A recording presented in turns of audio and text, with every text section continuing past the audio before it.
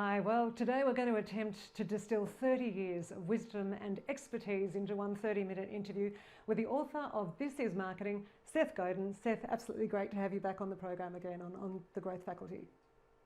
Well, it's good to see you. Thanks for having me. Terrific. Well, hundreds and hundreds of marketing and other professionals are tuning in to hear you today. First of all, what would you like to say to them? Well, I think we should begin by realizing that marketing is the act of making things better.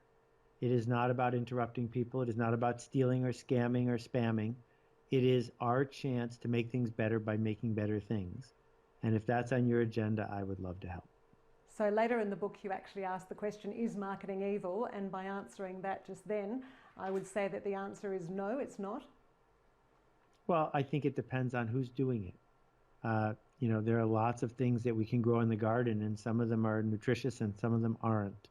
And too often, marketers have decided they're in such a box, they're under so much pressure that they are willing to skirt the edges. And I think we have to own the work we do. Marketing is the most powerful force in our culture. It creates our culture, and it's on us to do it in a way that we're proud of. And that is a theme that you have throughout the book. One of the subtitle is You Can't Be Seen Until You Learn to See. Can you do a deep dive in learning to see for us? So let's talk about empathy for a minute. Empathy isn't just something that makes people feel good when they talk about it. Empathy is all that's available to us if we seek to change someone else. We have to acknowledge they don't know what we know. They don't believe what we believe. They don't want what we want. And that's okay. Because if you can't add the that's okay part, then you've just pushed the other person away. But if we can begin by realizing no one could possibly know what we know, no one could ever want exactly what we want. But our job is to earn enrollment. I'm going over there. Do you want to come? And if we have that enrollment, then we get to educate, we get to teach, and that can make change happen. And so what I mean by learning to see is not this archaic, I need to get the word out. How do I get picked mindset? Because with so much effort on scarce attention, you can't get more attention. But what you could do is earn more enrollment. Because if someone's enrolled, a volunteer, then you have a chance to talk to them, to whisper, to be missed if you were gone. And that's my key argument. And how far removed is that from, I've got a product, it's a great product, it's got all these features and benefits, boy, you're going to love it. Yeah, it couldn't be more different. I mean, one thing you could do is you could spend a lot of time making keys and then going around to seeing if there's a lock that they will fit. And the other thing you could do is find a lock and make a key that fits it. And it's way better to do the second one. So that's something in the book you talk about appealing to the smallest viable market. Can you stretch that out for us? And also, how would we go about finding that smallest viable market? Yeah, that might be the biggest original idea in the book, which is, the book captures 30 years of me doing this work. But I think that the insight that by a rounding error, all of us are unknown. People think I have a reputation, but 99% of people on this planet have never heard of me. So essentially, I'm completely unknown. And that's fine, because if the small group that you seek to serve sees you, believes in you, trusts you, is listening to you, you can make something for them, and then they will tell the others. And this idea that you don't have a chance at telling the others, but that your followers, if they're engaged with the change you seek to make, can and will tell the others, that changes everything. And that level of engagement obviously has to be very, very high for them to bother telling others. How do you go about getting that level of engagement up? Well, I'm not sure I'd say level of engagement. So if we think about the most popular music video of all time, or one of the top three, is Gangnam Style from Psy. Now, most of the people who saw that video were not deeply engaged with it. Maybe they spent 3 whole minutes with it. But they decided it would raise their status and be fun if they told other people about it. So that's the key. No one spreads the word about us because we want to. They spread the word about us because they want to. What's in it for them? You say in the book that you don't make an impact until you change someone. Tell us about this journey of changing someone. So a lot of people in marketing say they're just doing their job and that they go through these motions of spending money or running ads or putting things in the world. But if I say to them, what change are you seeking to make? They're like, oh, I'm not trying to change anyone. Well, then don't show up. Why are you wasting my time if you're not trying to change me? Change says, I'm trying to turn you from someone who doesn't know this to someone who does, from someone who doesn't believe this to someone who does, from someone who's afraid to someone who's brave, from someone who's disconnected to someone who's connected. Those are changes. That's what we do. No change, no marketing. And of course, that comes down to that effective promise that you make, that if you go to this place Y, then you'll end up at Z, or you'll actually make that change by taking on your product or service. That's right. You need to have the confidence to be able to say to someone, here, I made this, and if you want to, together we can go over there. But if you're not willing to say something like that, then you're just a functionary. You're not actually a marketer. So Seth, we're getting some questions from the audience, and Paul Dunn from B1G1 asks, what's the most significant shift you've seen in the past 3 years, and what is the biggest shift you think we need to take in the next 3? Well, I think that there are a few shifts that we've seen. The first one in the wrong direction is more marketers yelling in more ways at more people to create a more shallow bunch of noise. The positive one is that we're seeing small organizations around the world acting like statespeople, acting like they're bigger than they are, being able to say to the people they serve, we will do the right thing, we will do it with transparency, you can trust that we will do what we say we are going to do. And I would say in the next 3 years, the shift has nothing to do with virtual reality or augmented reality. It has everything to do with who do you see when you look at the brands you believe in, and do they see you back? Okay, can you just pull that out a bit for us? What do you mean, do they see you back? How far does that go? Well, doesn't go as far as some people would say. There are plenty of teenagers who screamed and yelled when the Beatles came, and the Beatles couldn't care about them as much as they cared about the Beatles. The math just doesn't work. But every brand, every marketer makes hard decisions all the time. And the question is, are you making hard decisions when you're looking at your banker, or are you making hard decisions when you're looking at your customers? And the brands that err on the side of keeping their promise to their customers, those are the ones that are going to do better. So let's go back to that concept of the smallest viable market. Obviously the viable is in there as well. How does it work in practice? Well, so the smallest possible market is one person. But if you're going to have a popsicle stand, you can't make a living selling popsicles to one person. How many people do you need, though? It would seem to me that if you could sell 1,000 popsicles a day, that would be more than enough. That would be a lot of popsicles. So that's your smallest viable audience, 1,000 people. 1,000 people who will come back regularly, who will go out of their way to engage with you. And Kevin Kelly has famously written about 1,000 true fans. 1,000 is not an accidental number. If you can make $100, $200 a year from 1,000 people, you're done. That's it. Congratulations. The mistake people make is thinking they need 100,000. And because they're trying to be average, they end up with nothing. And I'm pushing people to be specific. So one of the questions that you bring forward, which does talk about that specificity, is the who's it for question. Tell us a bit more about who's it for. So once you decide you're going to make change, now we know what the what's it for is. What is it for? To make this change happen. And then you decide you care about the smallest viable audience. Now we know who the who it's for is. Those people. Not by name, but by psychographics, not demographics, psychographics. What do they believe? What are they afraid of? What do they wish for? If you can't tell me who's it for and what's it for, then you're wasting your time. So Adrian Nixon from Legends and Leaders is asking, how do we regain the trust in each other for example, agencies and clients, in order for us to do better work going forward? Well, let's talk again about this infinity thing. If you have 20 clients and you announce to them that you're only going to have 8, so that the 8 who believe in you the most, who trust you the most, who are clearest in their desires get to stay, and you're going to fire the other 12, it's going to be pretty clear who's on which side of the line. Because you created scarcity, you earned something back.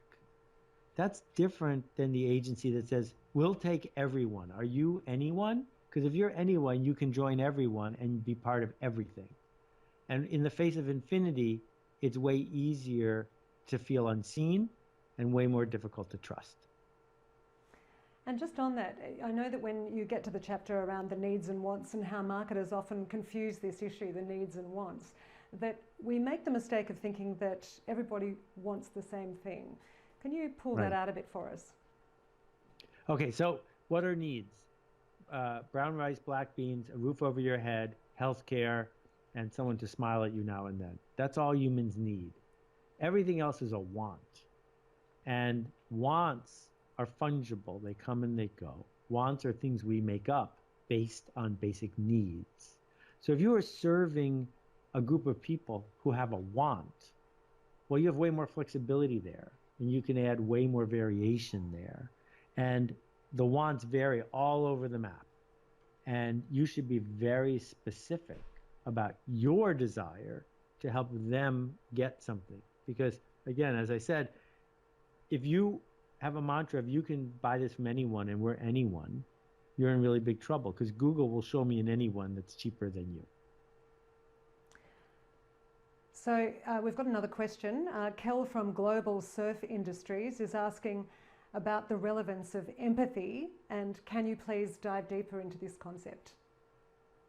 I love the idea of global surf industries. I'm envisioning a giant skyscraper filled with surfers and grommets and the whole thing. There's a lot of talk on the internet of authenticity, and I think that's nonsense. I don't think people actually want authenticity. They don't want a surfboard that sinks because on the day that the person who made it, he was in a bad mood.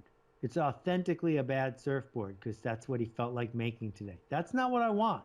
I want a really good surfboard. I want you to keep your promise. I want you to be consistent.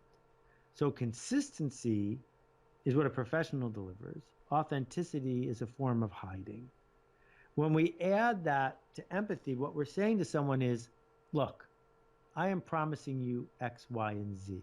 I will deliver X, Y, and Z consistently, regardless of whether I feel like it, because my primary job is to keep the promise I made to you. To you, I see you. Saobana, I see who came before you. I see your fears. I see your desires, and they're okay with me. And if I can't say that, then I need to say, here's the phone number of my competition, right? Please go call Worldwide Surf. I don't even have a good riff on this one. The other guy, because he solves that problem. Me, I solve this problem, and that's what I'm going to promise you. So just following on from that, in the book you say that marketing is as much about doing and action as it is about saying and promoting. More. Because now more than ever, people are buying based on reputation and based on reputation and proof, not based on the promise you made in some TV ad, because we don't have TV ads anymore. And so what is the role of the marketer these days? I mean, obviously it doesn't stop at that one little silo within a business. Exactly. The marketer, she's the CEO. She's the head of customer service. She's the person who's doing supply chain, downstream. She's the one who does social responsibility, because all of that is marketing. If you are interacting with me, with your product design, your pricing, that's marketing. Marketers are in charge of everything. And so tell us about the difference between building a brand and doing direct marketing. Okay, so first, a brand is not a logo. Think for a minute about a logo you admire My guess is you probably picked a business you admire that has a logo. Very, very few people pick the logo for, I don't know, the Ku Klux Klan, because logo is a symbol. Logo is a shorthand, a flag, a semiotic. A brand is a promise. A brand is what's the shortcut we have for what we expect from you when you bring us something. So here's the simple exercise. If Nike opened a hotel, I think you'd have an instinct as to what it would be like. If Hyatt had a brand of sneakers, you have no clue what it would be like, because Hyatt has a logo, but they don't have a brand. So with that said, marketers can spend money on branding or direct. Direct is measured. This is Facebook. This is Google ads. This is, you clicked, I saw you did this, now I have some money. Direct marketing is measured, and you should measure it, and you should make it yield better. Brand marketing is unmeasured. I can't measure how much this interaction changed the way you trust me, not easily. So brand marketing is spend the money on the prayer, the hope, the belief that after you spend that money, it will change someone's perception over time. But the key point of that chapter is don't get confused. If you're spending branding money on Facebook, stop measuring. Don't measure clicks, because clicks aren't telling you if your brand is going up.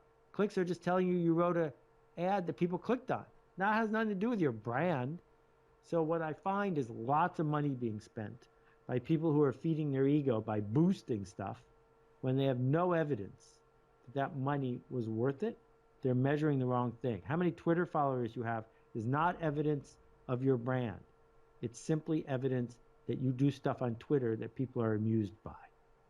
So keep talking to us a bit about the internet and about Facebook ads and ads on Google. When are they effective? What's effective? When should we ignore them? When should we turn away? I mean, how good is it for asset building? Right. So first, let me explain the math of Google and why they're such a valuable company.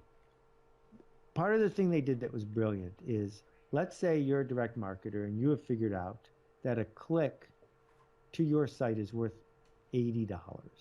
That's entirely possible. Like if you're some sort of fancy lawyer or whatever, $80 a click. Now, if Google comes to you and says, we will sell you clicks for $76, the question is, would you buy them? And the answer is, well, if you're economically sane, you would, because you still make $4. So now your competitor says, well, I'll buy them for 78. Also economically sane. Now you're buying them for 79. Now here's the interesting thing. You've done all the work. You built the building. You made the product. You took all the risk. You're making $1. Google's making $79. That is the economics of Google. In every industry where this auction is taking place, Google keeps 98% of the profit and you keep 2% of the profit. That's just the truth of an auction in a direct marketing setting. Now, the way you shortcut that is by making a product that no one else can make, by having a brand that no one else has. Now no one can enter the auction against you because you're the only one. Now you don't have to buy clicks because people are searching for you by name. They're not searching for you by the generic. They're not saying hairdresser Melbourne, right? They're putting in the name of the hairdresser because that hairdresser has a brand that they seek out.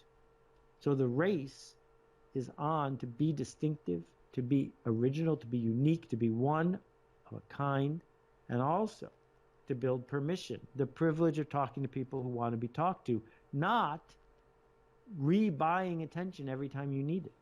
That if I'm there to serve people and they know that I will find them with an anticipated personal and relevant message they want to get, I don't have to spend any money to do that. And my blog is an example of that. There are plenty of examples of that in the world. What you don't want to do is make a commodity product and then bid against other creators on Amazon, on Google, on Facebook, because that auction will only benefit someone who isn't you. Can you talk a bit now about status and about where status plays a role in marketing? Right, so this is super important.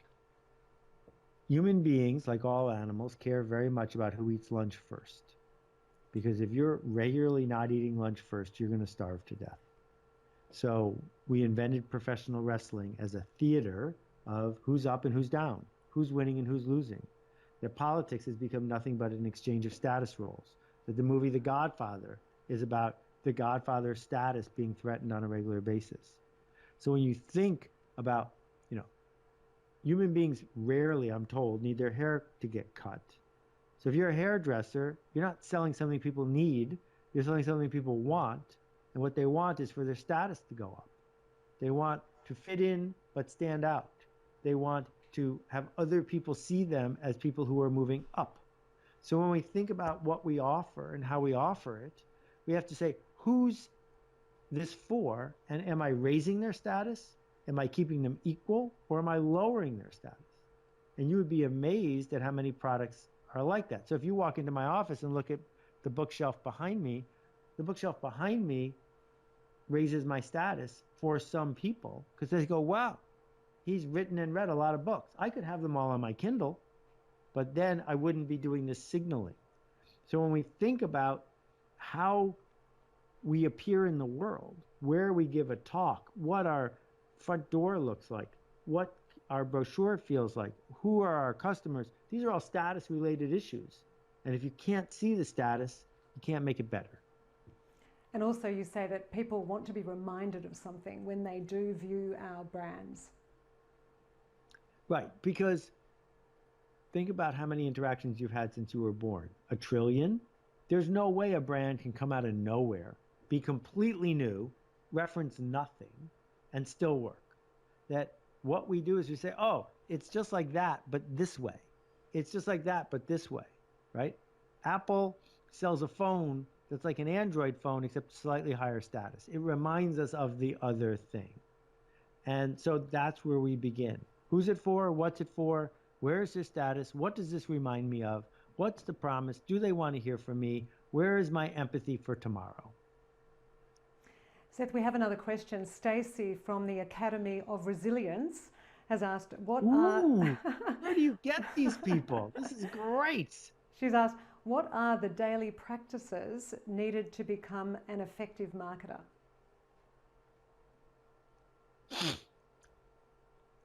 I love this question. I think the daily practices are part of the strategic thought of, are you doing strategy or are you doing tactics? Who are you serving? How are you serving them? How are you earning their trust? So in my case, for 17 years, my daily practice has included writing a blog, because writing a blog every single day for 17 years earns people's trust through frequency, because I can, because I want to. But that might not be your daily practice. Your daily practice might be calling your 5 biggest customers on the phone every single morning and saying, how can I help you today? Are you in a jam? What can I help you with? Your daily practice might involve walking to the R&D department and challenging them to do something even better than they thought they could. So it is a huge, broad swath of things that could be part of your daily practice, but the very fact that you ask the question means that you're on the right path, because this isn't something we do once. This is something we do all the time. Seth, we've got time now for the great 8, which is 8 getting to know you questions that we ask all our authors. And we always kick off with, what was a book you would recommend? Oh, there's so many books I want to recommend. I'm hoping that people will read Linchpin, which is the book that took me the most to write. I've read the new Elliot Pepper trilogy, Analog, Bandwidth, and the third one, science fiction novels that I really like. I am deep into what's the book I was just reading yesterday? I think that, because I'm totally unprepared because you didn't prep me for having them at my fingertips. I think that the most important thing that we can do when we're looking to read a book is start hunting for this empathy idea. Every author who's written a book that worked because the reader didn't know what they knew when the book started, and at the end of the book knows more. And now I remember the last book, which is David Deutsch, The Beginning of Infinity. It's magnificent. Thanks for that. And if you could co-author a book with anyone in the world, who would that be, and what could a book title be? Wow.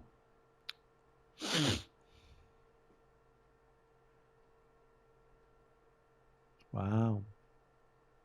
And just while you're thinking, when we ask most other authors this question, they choose Seth Godin. I'll have to pass on their names. You've got a lot of collaborators out there in the waiting. Oh, that's so generous.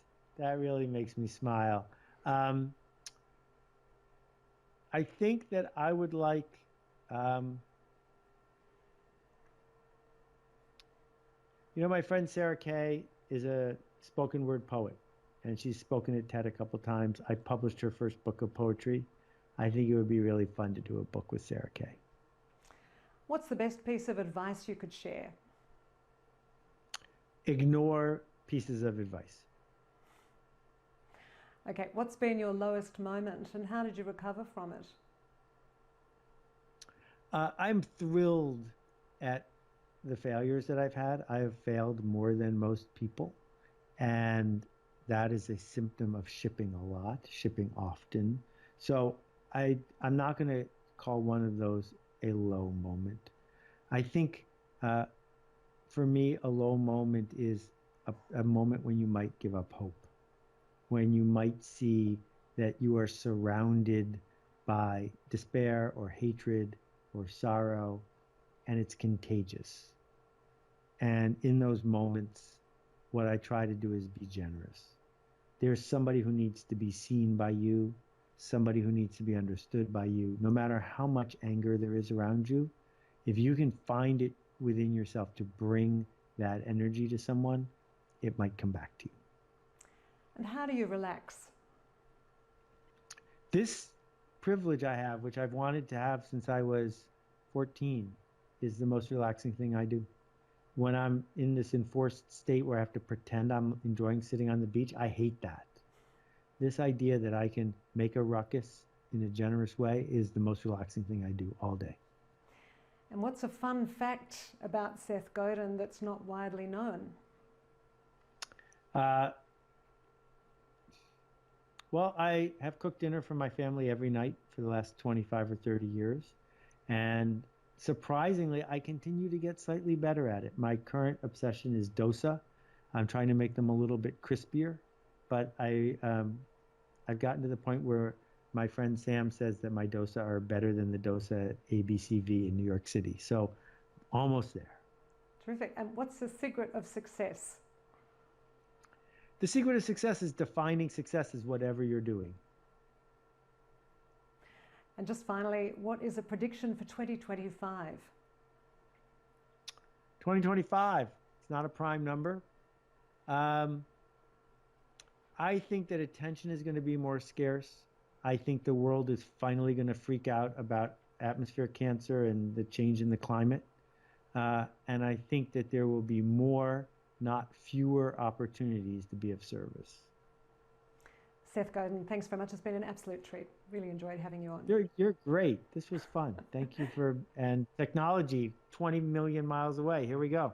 Here we Thank go. You. A pleasure. Okay, many thanks for that. And I've been speaking with Seth Godin, who of course is the author of This Is Marketing. I'm Christine Kinnemonth. This is The Growth Faculty, and we hope to see you next time.